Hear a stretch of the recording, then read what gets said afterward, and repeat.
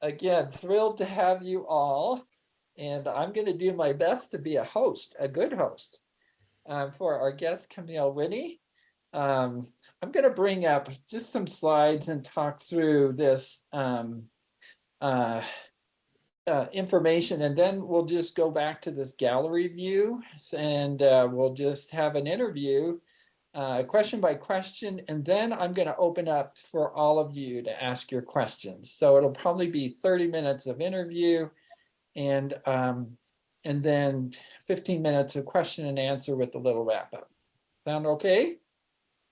Yes, so this is all about building partnerships through collaboration. And I'll tell you, in the world of nonprofits, if you don't have the skill, you are up a creek without a paddle. It's important. And if you do have the skill, you are producing new community value, like Camille is doing, not only with the Green Phoenix Farm, but now the Other Side Village. And I'll have her explain more of that. But we have here the director of community outreach at the Other Side Village in Salt Lake City, Utah. And I'm just thrilled to have her as part of Eden Streets. She's actually on our advisory board. So I get to tap on her knowledge and wisdom regularly. So thank you, Camille. So just a little bit about Eden Streets to make sure we're all grounded. And for those who may be listening who aren't aware, Eden Streets is an association of farmers with social missions.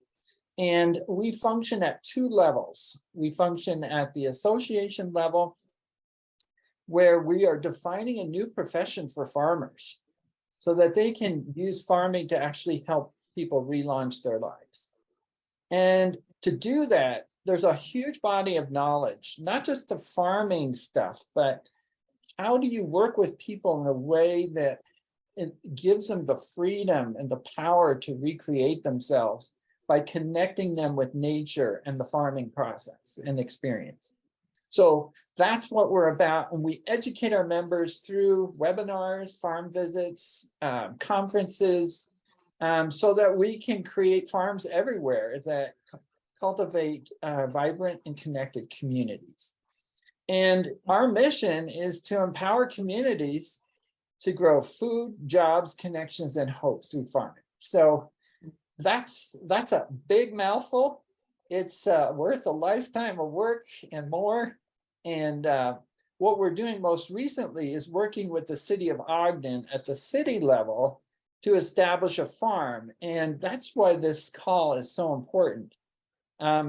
Being successful establishing these farms with social missions means you don't own the land. So you've got to get to know landowners, whether that's the city or private enterprises or whoever, and communicate the value of this and engage the fundraisers to make that farm a reality. And that's what I'm in the middle of here in Ogden, Utah.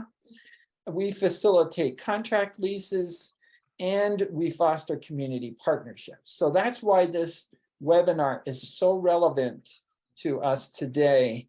And so I'm going to read a little introduction about Camille. You've seen the email invite, and then we're going to go through the interview for about 30 minutes. I have a set of questions, and then we're going to do Q&A and a wrap up and a little poll at the end. Okay, everybody good so far? Okay, so Camille has spent 10 years working for the Salt Lake Downtown Alliance, an affiliate of the Salt Lake Chamber of Commerce, in a variety of roles, including Director of Business and Community Relations and Director of Community Services. In 2016, after a decade with the Downtown Alliance, Camille transitioned into a consulting role with the Downtown Alliance for an additional 5 years, and also worked with other related community partners on issues surrounding homelessness. And I think that's a real comment. Was there a question there? Okay, if you can put yourself on mute just while I go through this, that would be great. So Camille played a key role in developing several programs serving homeless individuals and the surrounding business community, including a transitional job program called the Clean Team that employed homeless individuals to do trash pickup and other maintenance tasks in the Rio Grande neighborhood of Salt Lake City, and its sister traditional job training program called Green Team, which came just after that. This program employs homeless women in an urban farm setting to grow produce for the local Title I after-school programs. While in this program, participants receive ongoing job and life skill training and also one-on-one mentorship. So that's kind of the magic of this configuration, that we're empowering people while we're growing food. Camille, with collaboration of the Salt Lake City Civil Network, helped to organize the Project Homeless Connect, an annual homeless services fair in partnership with Salt Lake City that was modeled after the original Project Homeless Connect in San Francisco. Camille also served as managing director of the Salt Lake Civil Network and also played a key role in organizing the annual TEDx Salt Lake City event over the last several years. Finally, Camille joined the Other Side Village team in 2021 after spending the last 2 years advocating and building support for building a tiny home village for the chronically homeless in Salt Lake, patterned after Community First Village in Austin, Texas. Camille is passionate about creating effective solutions to address homelessness in the community and is excited to join forces with the Other Side Academy on this important endeavor. So thank you, Camille. Welcome to our webinar. Is there anything you'd like to add to my introduction here that helps us understand your journey and how you got to where you are?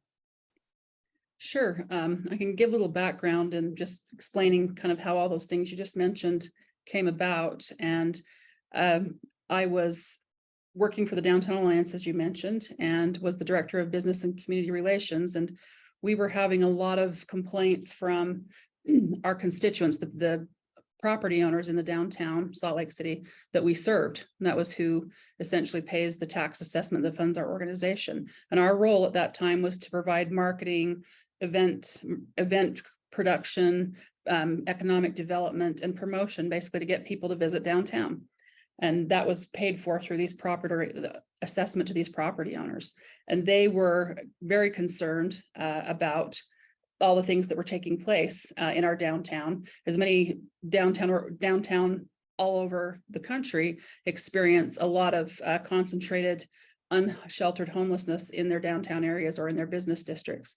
And we were having the exact same problems, a lot of loitering, panhandling, trash, human waste, all kinds of problems, and criminal drug use, drug dealing, and there just really wasn't any organized efforts to address them.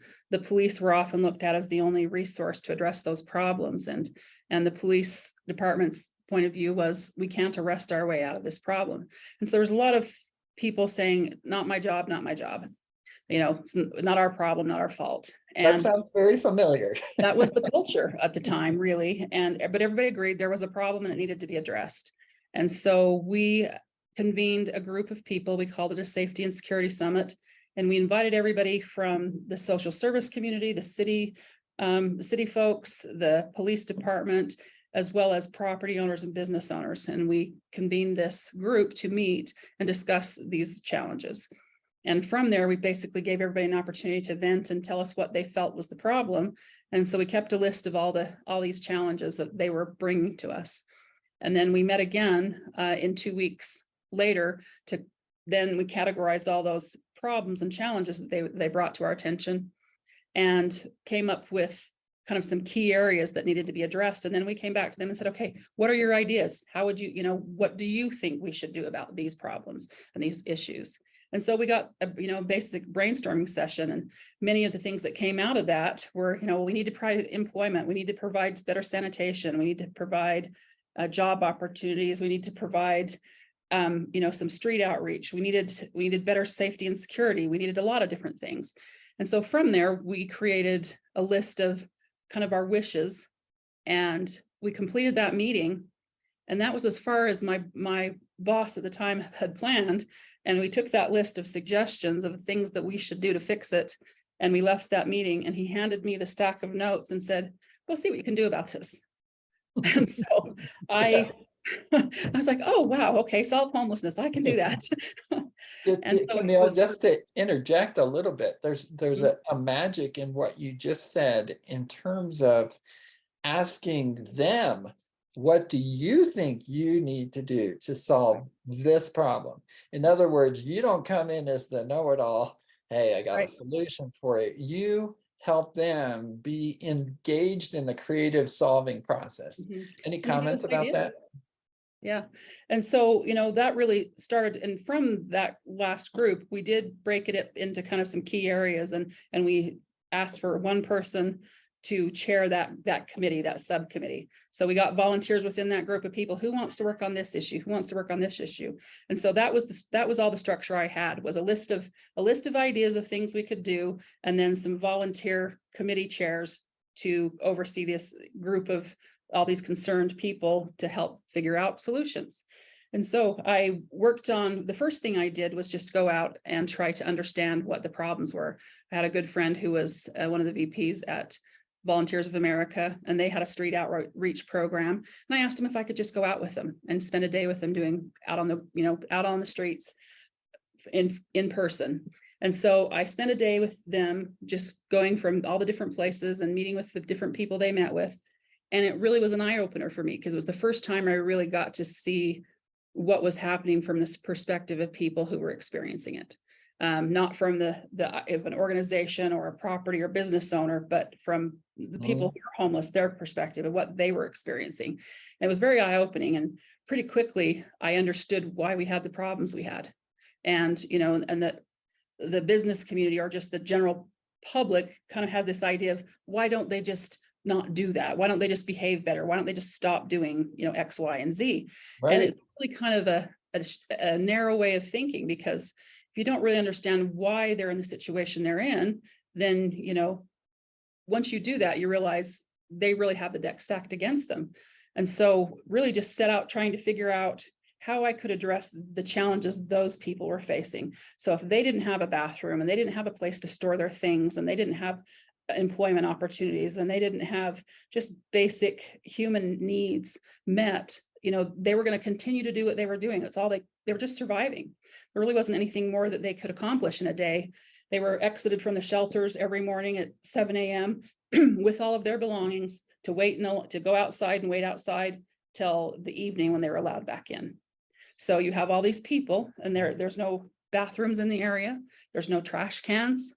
So of course we have trash everywhere. We have human waste everywhere. And people are, you wonder why these problems are happening. And it's like, well, maybe it's our fault. Why didn't we think of that, Yeah, no wonder we have these problems. And that was the biggest eye opener. And so we started working on these different core issues, and sanitation was a big one.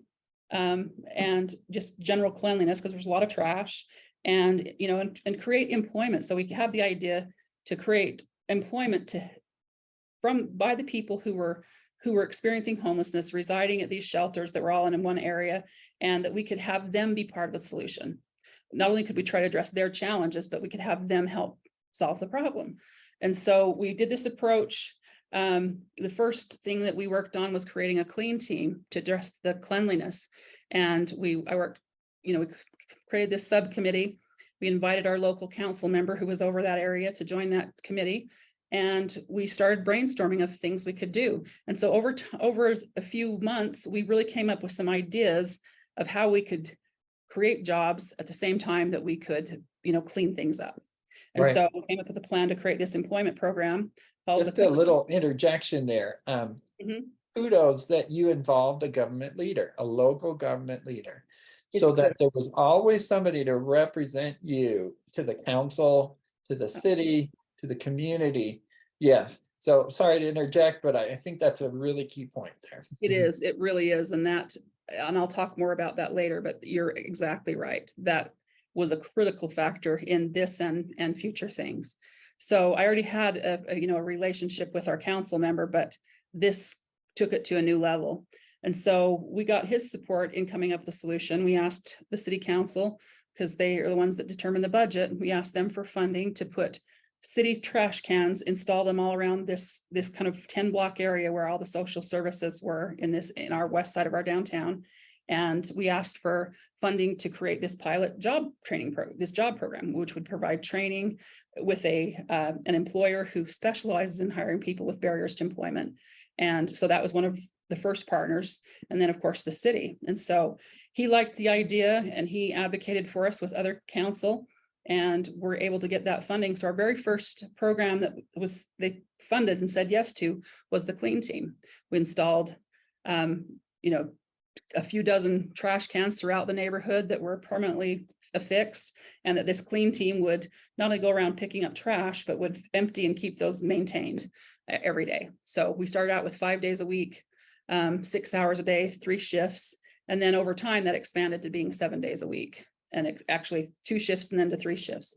So that was the first thing that we did. And then we started working on creating bathroom access. So we looked for where are people allowed to use the bathroom, and we realized there was very, very little access for folks. And so we started looking at this idea of installing permanent outdoor restrooms that would be in that area. So people would have a bathroom that was close by that could be maintained and kept clean and safe, and to be easily accessible. Because when we did an inventory of what was available to people, I realized really quickly that what we were expecting was just inhumane. Nobody allows them to use a restroom anywhere. They're, customers only. Even the bus station that was close by wouldn't let them use the restroom. So only public buildings that were often many blocks away were the only access available to them during the regular day. And that's just Monday through Friday, business hours. And so it was just very obvious why sidewalks and alleys and grassy patches were being used as restrooms, because there simply wasn't anything else available to people. And we wonder why that was happening. It was just blaringly obvious that this was a civic problem that needed to be solved.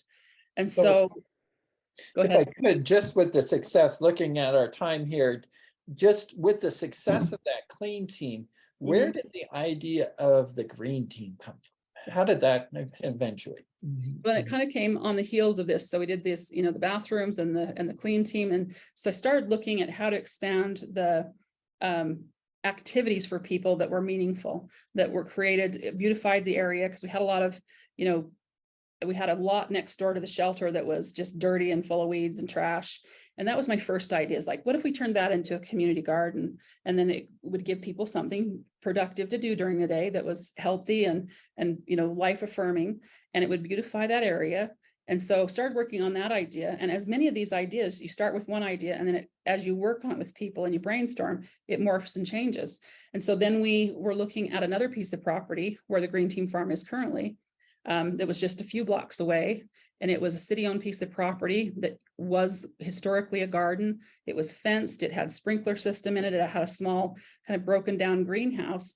And so it seemed like a really obvious, it was just a no-brainer that was the perfect site. Yeah. It's just kind of what you're looking at behind you. And it's Right. an acre and a half of this just undeveloped land. It's beautiful. And this actually, too bad you don't have the before picture. It was just a big ugly dirt lot. Yeah, just if I could interject there, I think a point that you brought out was let it morph. You can come up with one idea, but don't try to control it. Let it morph so that all the people feel like they have equal input, and people get excited when they are heard, right? I think that's a key to this collaboration. Well, and your later ideas that come through iteration are often better than your first idea. So it just improve it over time. So I really wanted to create both activity And, the idea of giving some people a place to actually garden, if you're all involved in gardening, how healing working in the soil is, being outside.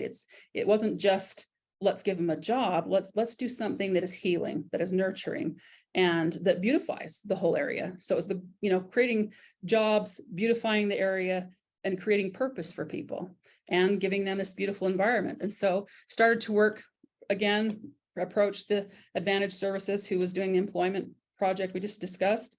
And they said, yes, this sounds great. We'll do it. We'll expand and create another job program. Talked with our council members. We had a different council member at the time when actually Luke was still in when we very first started this, and then another one came on board. And so I started meeting with council members and saying, could we potentially have access to this land? It was a redevelopment agency, a division of the city that owned the land. And, slated for redevelopment at some point, but it had been sitting fallow for, 10 years since they bought it, and there was no plans for it.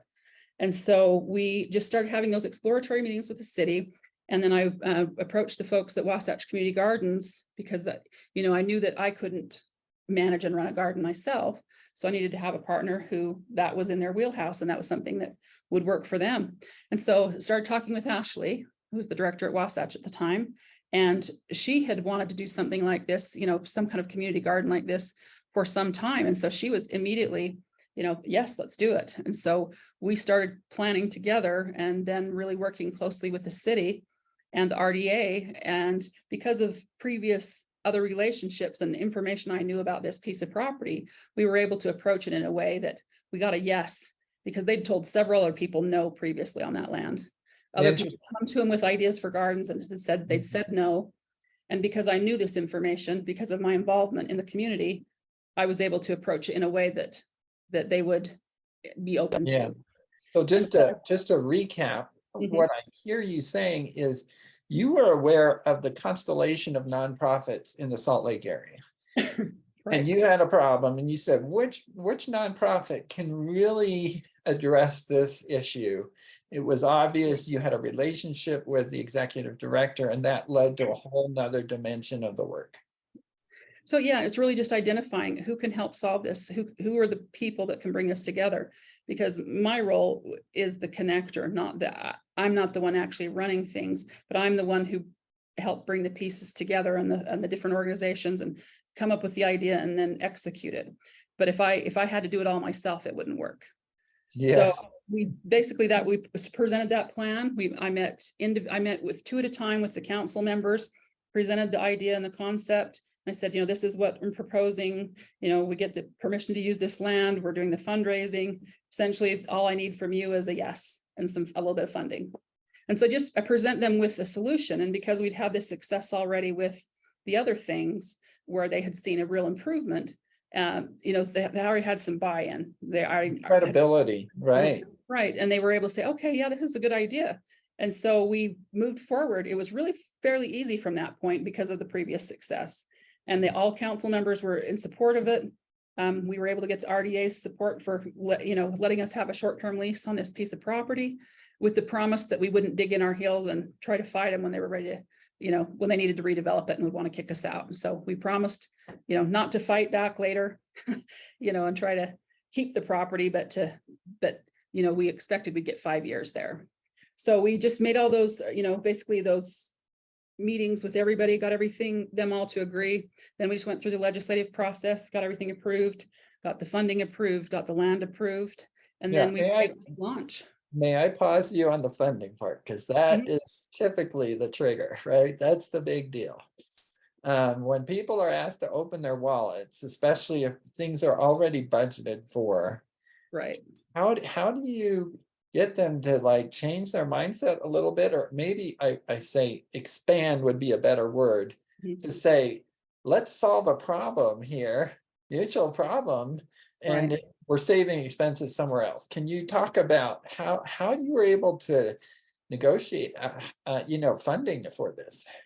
Well, with all these things, we basically have to ask the right people for the money. you have to ask it for people that traditionally give money. So we worked with a number of banks, that do CRA lending, which is, or CRA programs, which are it's the Community Reinvestment Act. They are required to reinvest their profits into the community. And most of them they choose the area of economic development or job creation. And many have a focus on homelessness. So you basically, there's a system and a process for applying for this funding from most of these banks. And, and I had some folks who knew those, I knew somebody who knew somebody. So it's like when those connections and this person, so they make an introduction, they make an introduction. And so you're just able to make those requests from those organizations. And also then from the city council, a good portion of the funding came from them.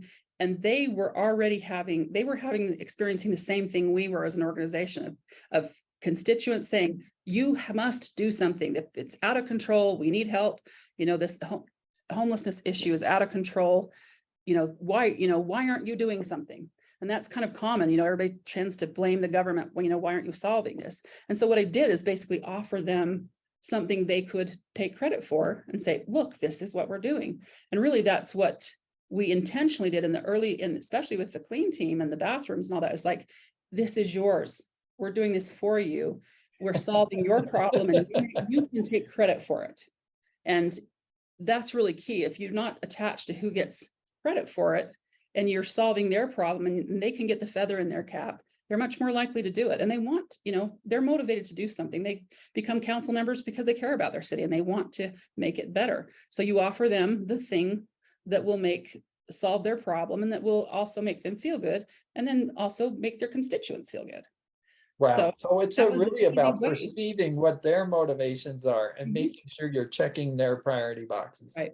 You're giving them something they want and that they need, and you present it in such a way. And so it was really, and because of the previous experience with council, was able to say, okay, here's another solution, will you fund this also? And it was really quite easy the second time.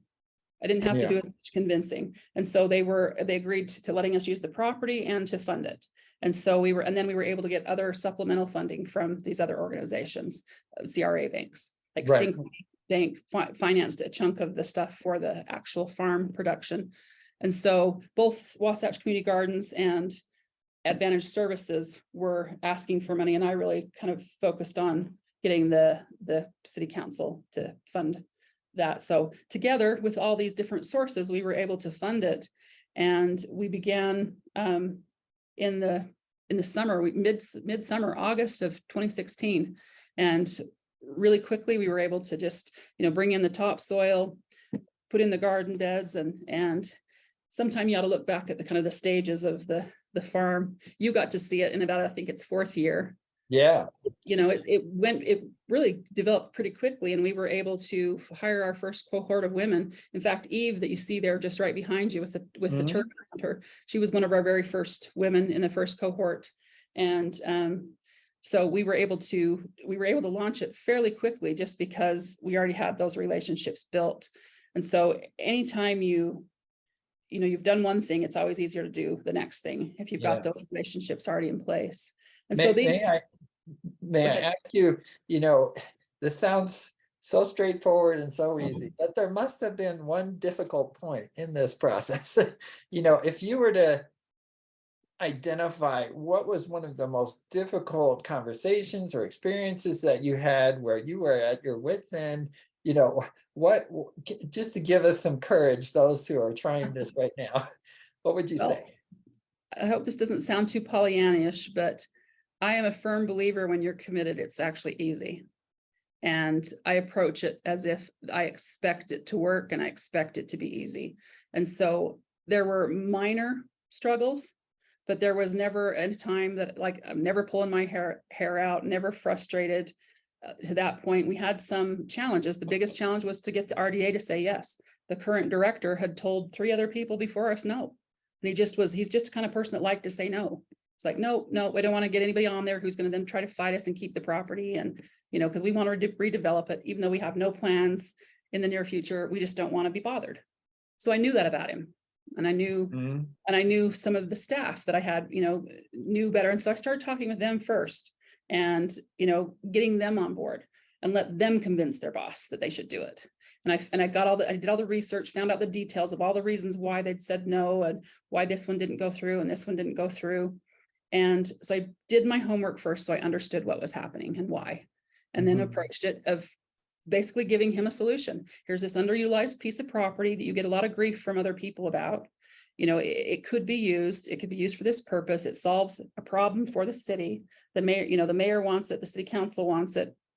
We just need you to say yes. And so, and basically he said to his staff when they presented it to him again, I thought we decided not to do anything here, and they said, well, we think we should. And so they convinced him. And so really of just figuring out what the holdup is and why, and understanding that, and then coming at it from another angle. Instead of just directly saying, we think you should give us this. And we just approached it in a different way of getting the buy-in of the staff first. And because they'd done this earlier work on it and had considered these other offers and then turned them down, we already kind of knew what we needed, what we shouldn't do and how, basically we should approach it in a different way. So that was probably the biggest challenge right there. And then when we were asking for funding, there was a little bit of a hiccup with when we were working, because the city council and the RDA have their relationship is that the city council members are actually the board of the RDA, although the RDA is a separate organization within the city. So we asked for something in the actual meeting when we were giving our presentation that ruffled some feathers. And it was just because we didn't understand something. So that's important to understand the lay of the land and what the relationships are. Yeah, so they're like mines that if you don't want to step on those mines. Yeah, you do not want to bite the hand of the person who's helping you. And so we made a mistake there, and we had one little where we just had to, say, our bad, we're sorry, we didn't realize, we weren't trying to. So it's just a matter of, nurturing those relationships and saying sorry or here's where we made a mistake. And because they still really wanted to see this happen, it just basically needed to be flexible and also, be accountable when you've stepped on somebody's toes and apologize. Yeah. So that was probably the only two things that were tricky at all. Everything else was easy, to be perfectly honest. Yeah. It was, and that is a mindset that, of just trusting that things will, when you really have an idea that feels right and you're committed to it, just having that approach of, I expect this to be easy, and for people to say yes and to have support for it, and really approaching it from that mindset, I think really makes people more inclined to say yes. Yeah. I come out with the expectation that this is wonderful and you're going to like it and you're going to say yes. And that's because you're so nice. You're a great, fun person to be with. So that, I think your personality really lends to that as well. Question, looking at, thinking about our audience here who may not have a farm started, right, who may not work for the Downtown Alliance at time zero. Mm-hmm. How long does it take to build these relationships? If I were starting from zero, like I moved to Ogden, yeah, I'm trying to get this farm going, and I realized that relationships is where it's at, one-on-one. Can you give us some guidance as to setting the right expectation in terms of timing to get the ball rolling here?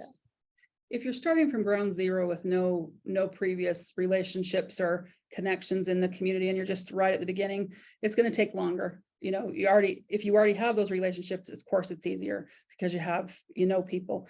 But if you don't know anyone, there really are ways that you can begin to get to know people. And I would say my number one approach when I started working at the Downtown Alliance was to say yes to everything, go to everything.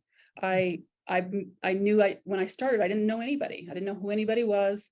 And I realized that was an important part of my work there, that I needed to know who the, people in charge and people in power, the movers and shakers were. And so I just set a policy of, I would go to everything I could go to. I'd go to every, networking event, every social event, because all these folks were coming to these same things. And so I pretty quickly got to meet and know people. And when you talk about networking, some people approach networking from really kind of like, what can I get out of this? Of, what's your, they just exchange cards. What do you do? And it's just kind of more like a sales pitch relationship. And I did not ever do that. I always just approached those relationships as, hey, I'd like to get to know you, I'd like to be friends. And so, even with council members, even with, different people in different organizations, I always just had the intent to get to know somebody and make a friend. And it was through those friendships that I was able to get that support for these other things, because they were already a friend. And so I would say that if you're doing that, one of the things you can do is start participating in if you have a local chamber of commerce that has some influence, start attending the meetings, start networking. You don't have to do it with the intent that you're trying to find the one person, but just get to know them first. Go to your city council meetings. They're public meetings. You can go every week. You can get up and give comments. You can, when they break and then they end, they'll talk to people. So you just spend time actually getting to know them, build those relationships before you go and ask them for something. That would be the best approach, is actually to get to know them, have your face be familiar to them. And then when you come to them with this plan and idea, they already know you. They already have some, they already have some relationship with you. And so that would be, if you're starting from zero, I would say, get involved in any organization that is doing the stuff you want to do that's related, and participate. And just show up and get to know people. May I add to the chamber of commerce and attending there's an area council of governments meeting typically, which combines the county and the city. You have your city council meetings. Then you also have nonprofit meetings where you can get to know that constellation of people. And then there's community events, farmers markets, whatever, where you just get out there meeting people and being friendly, like you say. That's and I'd say that's the secret to the success, is just getting to know as many people and as many different walks within that community that you can, and just with the objective of getting to know them and making a friend. And you never know where that friendship later on, and you don't do it with the intent of, oh, I'm going to hit them up for something. But if those friendships are genuine, you get a lot of support when you ask for help. Great. I'm looking at our time and our questions. I want to open this up to Q&A. We did talk about funding. We talked about advocating. The cause that you're working with now, the Other Side Village, is in multi-million dollars of donations. And you had to advocate for that village. How did you build support for building a tiny home village for the chronically homeless? Again, is there anything else that you would add that was different from or additive to what you did for the Green Team and the farm? No, I would say it's actually an extension. The current mayor, the person who ran for mayor, who came on right as I was starting to work on this actively, used to be a city council member. So I already knew her. I already had a relationship with her. She'd already helped. She came to the launch of this garden. She was there for the ribbon cutting. So I already had a track record with her. And in fact, I was, one of the supporters, encouraging her to run and supporting her campaign. And so when she was the mayor, she was the first person I went to, but we had a friendship. I didn't have to just go ask the mayor. I already knew her. And so that was, I didn't have to go through the struggles of getting an appointment with her. I just, hey, can I come see you? Yeah, what you just said may take 3 years to get to the friendship. Yeah, right. But you can start. I mean, I have been able to get to meet people that I didn't know. So it's not to say you can't do both, but there is tremendous value in getting to know, your community, that your leaders, your mayors, your state legislators, your chamber of commerce, just the people who, are in those positions, and they all know each other. And so if you can get within that kind of community then you just meet more and more, and your network grows along with that. That was very true here in Salt Lake. It's kind of a small network of all the people in leadership, and that are all either affiliated through government or the chamber or the Downtown Alliance. And so it really it extends and expands your network. So knowing her as a council member, then when she became, ran for mayor and became mayor, it was just an easy thing for me to approach her. And addressing homelessness and creating more housing was one of her main things that she wanted to do. And so I actually had my first meeting with her while she was still in transition, before she actually took office. And then we met again right after, just pre-COVID. So we had plans to we were going to actually take a trip to Austin, take some of the city council members and see it in person, because I wanted to, you know, have her see herself how wonderful this approach was and why we needed it. But then COVID, you know, and that certainly put a damper on taking any kind of trips. And so then later at the end of that 2020, we just, we met again virtually and just worked on convening virtual meetings for kind of the community leaders and movers and shakers, people who'd have ideas about property and funding mechanisms. And so she actually created this because she wanted to promote this idea of creating housing in all different ways. And so she had a series of meetings and invited all these people to come to it. And we were able to have a presentation from Alan Graham, who's the founder of Community First Village. And that's when my friends who I already knew and had a relationship from the Other Side Academy, they ended up getting invited to one of these meetings. And then, if I could just interject there, I think you're not inviting, having the mayor or the councilwoman or whoever that's leading the charge and do the inviting. I think that's so key, because then people are listening, right? Right. And that was, you know, and we discussed that, and she said, I'll make the invites and I'll set this up as the mayor's office setting these meetings up. So that made it super easy. And then the academy came to that, to one of the second meeting. And when I saw that they were included in the invite list, I immediately called my friend Dave, the director, and said, hey, I see that you're coming to this, you know. And he said, yeah, the mayor invited us and we wanted to just come see what was happening. And so they got interested in just seeing what was happening, more or less as a supporter. And then after the conclusion of these series of meetings at the end of 2020, they decided they were going to take a trip. Their organization and leadership was going to take a trip to Austin to see Community First Village. They were curious. And they actually had a different working relationship with them through another organization with that founder. And so they said, yeah, we've never been there. We'd like to see it. And so we took a trip and took a few other people with us, and I went along, and with the goal of just getting them as another supporter, another potential friend to support this. And we went and took that, you know, got them to see it in person, to catch the vision, to be excited about it. And we left there and they said, oh, this is wonderful. Yeah, you should do this. And we think it's great. We'll help you any way we can. You know, we're on board to help you. And so, you know, that was just an opportunity to get them engaged. But after coming back from that pretty quickly, they decided they actually wanted to be part of it. And I hadn't asked, I just had said, come and see it, see what you think. Right. And on their own said, oh, we want to help. We want to do this. And, you know, by March, we went at the end of January, and by March, they, you know, the leadership, the board chair and the CEO approached me and said, and because we already had a long-term relationship, they basically said, you know, can we do this with you? Can we do this together? You can come join our organization. Right. We'll pay you a salary and we'll start working on this immediately. And so then, you know, we were already in with the mayor. And so we had those meetings, you know, pretty quickly, that they were going to be the nonprofit organization to basically be the driving force of this. And, you know, and I was joining forces with them. And so it was just, we went to the mayor and she's like, I'm in. So the groundwork was already laid. Yeah. May I make a point here that you had them have an experience. Yep. They actually saw it firsthand. They felt it. They had the vibe. Right. And that did the marketing for you, right?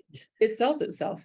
And we, you know, really, for these previous things, I always looked for other cities that were doing something like what I wanted to do. And so I would always show examples. This is what, so we showed for the garden, we showed the homeless garden project in California. We were able to show them something. As the point is to say, this is what I'm talking about. This is what we can do here. And it's already successful. So you have an example. If you're starting from nowhere, it's hard to give people the vision. Right. So it is really important to be able to show them something where they can be inspired by. And, you know, the tiny home village in Austin, only thing people need to do to get on board is to see it. And it's just like, oh, well, yeah, of course. And so that's really, I'd say that's an important part of it too, is to have an example that you can point to that is already successful. Excellent. You have to be the first one.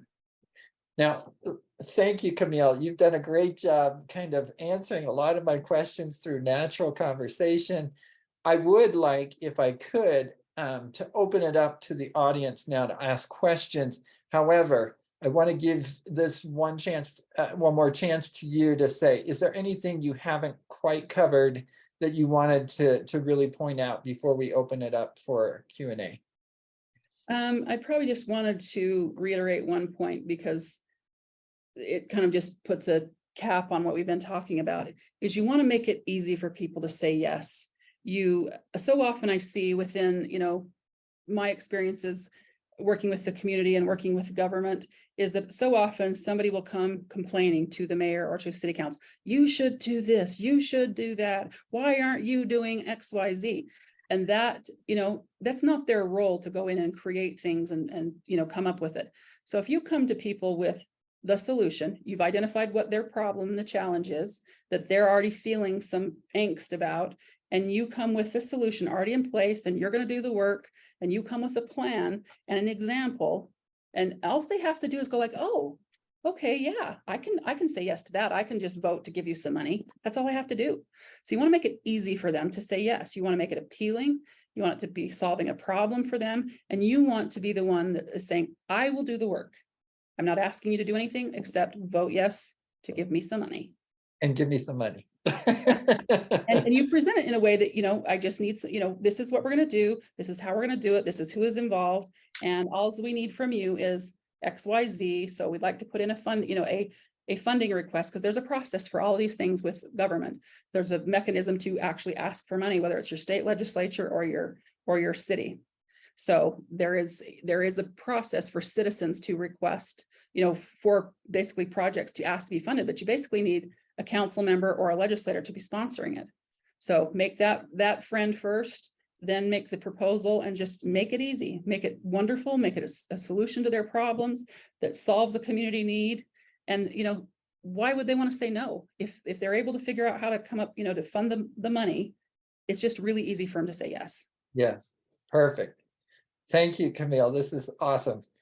I'd like to open it up to those online here. We have about 4 or 5 more minutes, and then we'll do a little wrap up here. But yeah, questions for Camille. Well, I'm going to just throw in a comment. Camille, I totally agree with you about the bottom-up approach and starting with staff. And in your case, it was starting with staff to win the yes from the top. Mm-hmm. I've seen situations where you may have entree to the top already, but you don't want staff to resent it coming down. And in that case too, I think the bottom-up approach and get the staff to buy in is also important, and that's all. And so kudos to what you've done, and it's really an inspiration. And yeah, I think you're exactly right, is approaching so that you have everyone's buy-in, because as a negative staff person can wreak havoc. So that is important. Thank you, Bill. Anyone else? Question? I'd like to say the same, Camille. Great work. That's amazing. Very, very informative. Thanks. Great. I had a question, Camille. Have you ever gotten this not invented here? Like, in other words, you have a solution, mm-hmm.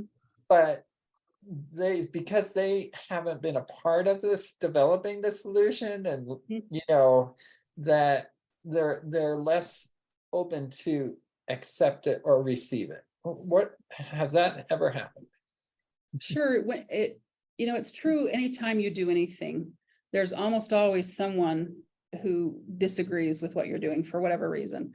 Whether because it wasn't their idea or they have a different, point of view. In the 15 years total I spent with the Chamber and the Downtown Alliance, I watched a lot of big projects, a lot of big issues that kind of just went through their process of getting done, and people getting on board and things happening, and convention centers getting built and hotels and new malls. And so every project, and railway extensions.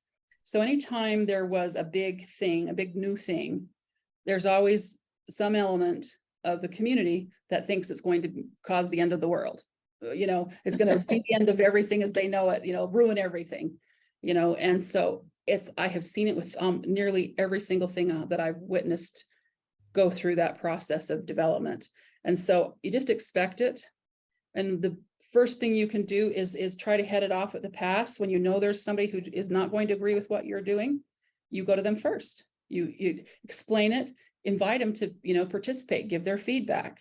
And so kind of like with the RDA who was already resistant, we set out to win them over first instead of just going in right in guns blazing. So I'd say that's true of, and we spent it the first, 6-8 months with the village, just meeting with people before we asked for any money. We just went out talking to people, meeting with leadership in different places, meeting with key players, key donors, government, anybody we could think of that could have a piece of this. We invited them early to come and hear about our idea and to give feedback. And so you can head a lot of it off by just including those who you think could resist or who would have an issue with it. And if you include them from the beginning, then that can, short circuit a lot of resistance. And so, just being willing to listen to what they have to say and take their feedback and make changes if necessary. But I'd say approach them right off the bat. And sometimes you can't win them over. And sometimes you just have to get through, many of these big projects I mentioned just had to weather the storm. It's a small portion of people who are fighting it and, picketing and whatever they do. But if there's commitment by the people leading it and they just refuse to stop and they just go forward and they don't quit because I think you that said always that. Win. In the book by Michael Abelman about turning it's Soul Food Street Farms, he goes to the city of Vancouver, Canada. And it's because of a city council member she's like ex-military or whatever. She would not take no for an answer. She just said, we're plowing ahead. This is a good idea. So you need to find those advocates who are really, really pushing this and in the leadership circles, right? And you need to be committed and you need to believe in what you're doing. And if you have doubts and you're not committed, you will not be able to win anybody else over. So if you're committed and you don't quit, I got a nickname during all this process of doing all these things and winning people over. And I did have some resistance. The bathrooms were not popular, as you can imagine. That I had to fight for. So, but I had the moral high ground. So I just charged, and it's like, you can't stop me. I won't stop. You might disagree, but this is the right thing to do for human beings. And you cannot stop me. I refuse to stop. Because it's based on a good principle, a true principle, right? Yeah. And so, there was another thing of inspiration. I just remembered, I don't know if you've heard of Ron, what's his name? Gorilla Gardner. He's got a TED talk he did about farming. And it really, and when I was kind of trying to figure out what to do about the farm, and I saw his video and it just gave me that just little fire of like, yes, and he was just doing gardens in his front and got in trouble with the city and he had to fight it. And now it's turned into this huge, big organization. And he was just determined and he just was kind of had this devil may care.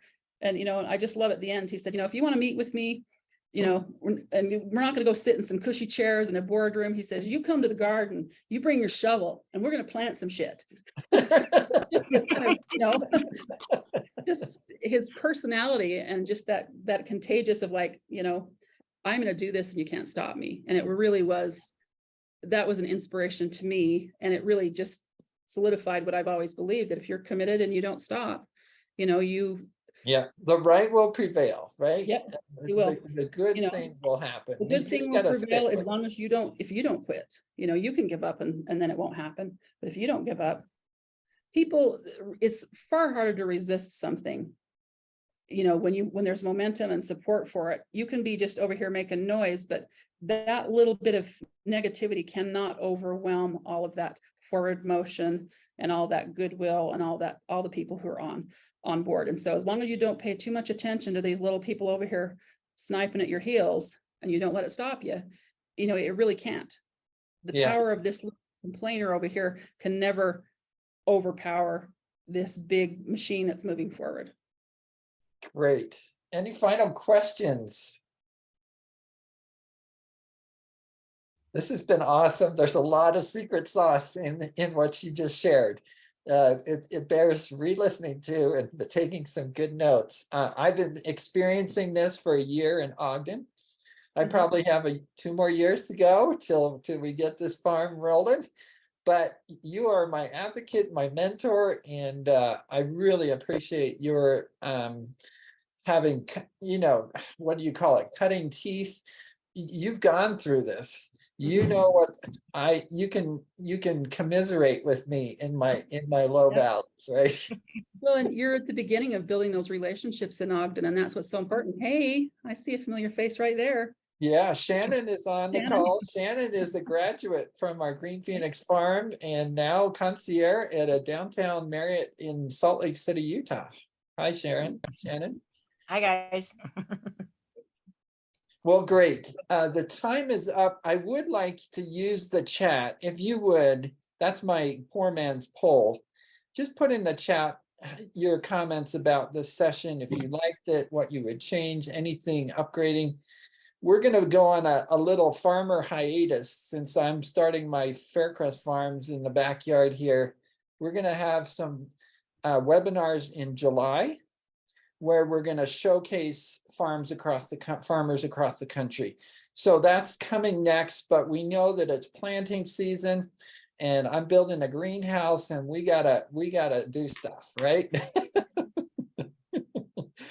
So with that, Camille, again, thank you for an amazing share today. Thank you, Bill, Scott, Shannon, and Mary, James, and I think it's Sarah from Ogden here with us today to learn about collaboration and the art of building partnerships. I hope you have a great day. Let's make these farms available across the world.